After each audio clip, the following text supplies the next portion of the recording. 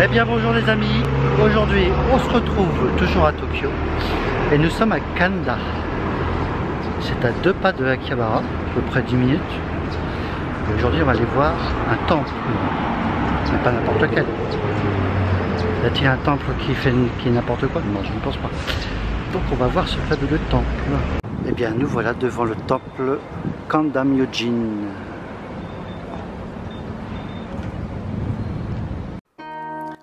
Alors, le sanctuaire Kanda Myojin a été fondé en 730 et la dernière fois qu'il a été reconstruit, c'est en 1934.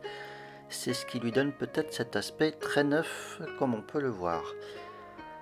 Alors, il faut savoir qu'il régit à peu près 108 districts de Tokyo, donc c'est l'un des temples les plus importants.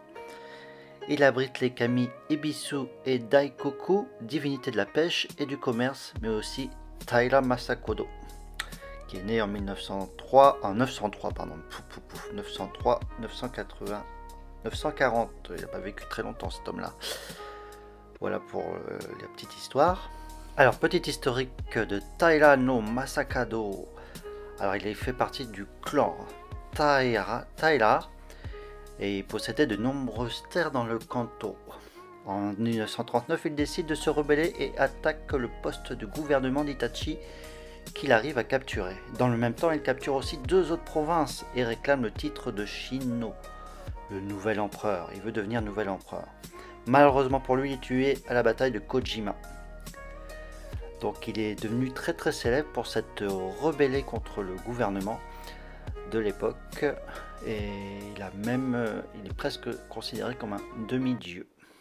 Rigolo, c'est que dans le folklore japonais, les fortunes d'Edo et Tokyo semblent fluctuer en conséquence avec le respect montré au sanctuaire, construit pour lui au Kubizuka. Toute négligence serait suivie par des catastrophes naturelles et autres malheurs. C'est ainsi qu'il est vénéré, donc ils font très attention à bien entretenir son sanctuaire. Voilà pour la petite histoire.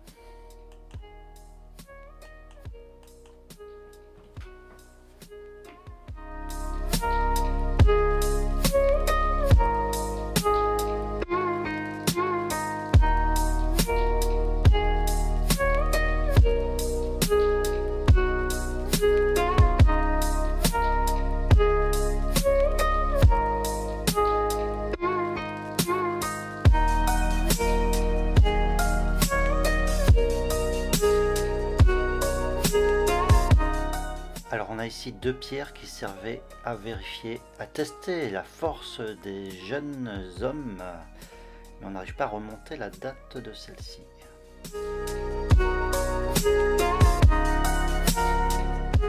Alors on trouve aussi des plaques en bois qui s'appellent Emma et qui servent à écrire vos prières et vos vœux. Alors, généralement on en trouve pas mal dans les temples, mais ici c'est un peu particulier car on les trouve aux effigies de manga. Et on voit tout de suite la proximité de Akihabara qui se trouve juste à côté. On peut dire que le temple s'est adapté à son environnement.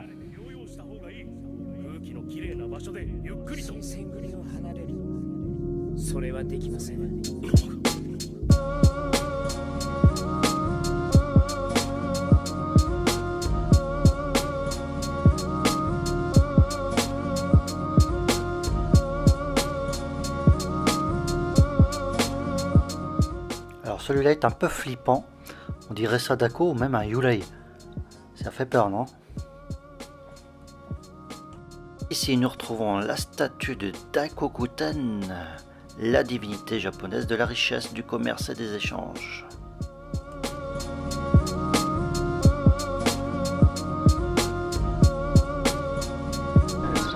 À l'intérieur de ce temple, vous trouverez une grande échoppe, le Edo Culture Complex.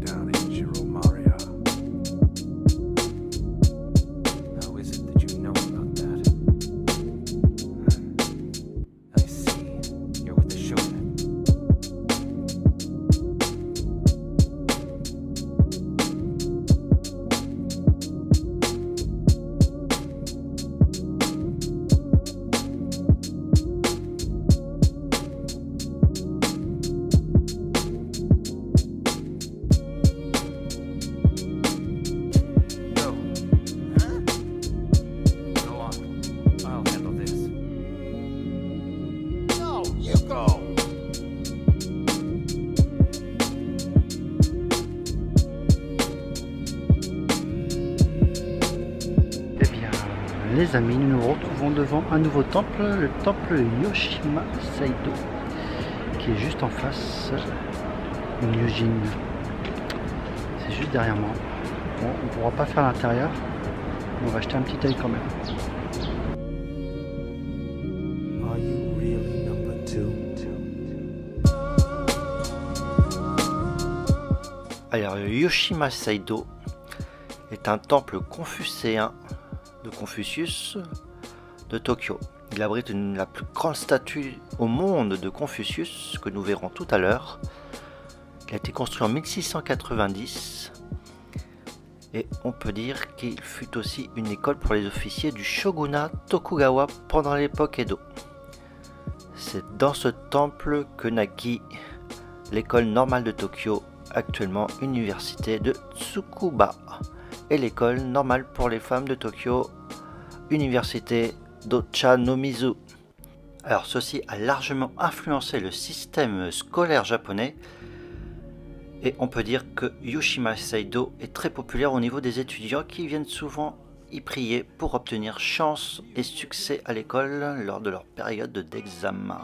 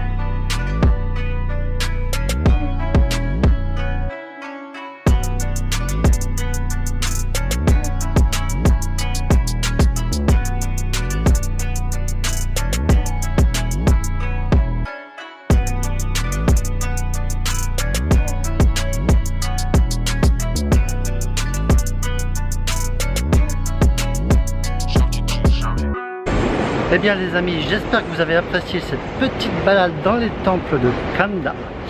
Je ne pense pas les avoir tous faits, mais on a déjà un bel aperçu de ce qui se trouve juste à côté d'Akihabara. Alors si vous êtes à Akihabara, faites un petit tour par Kanda, à pied 10 minutes, donc il ne faut pas hésiter. Allez, on se retrouve à plus sur nos vidéos peut-être.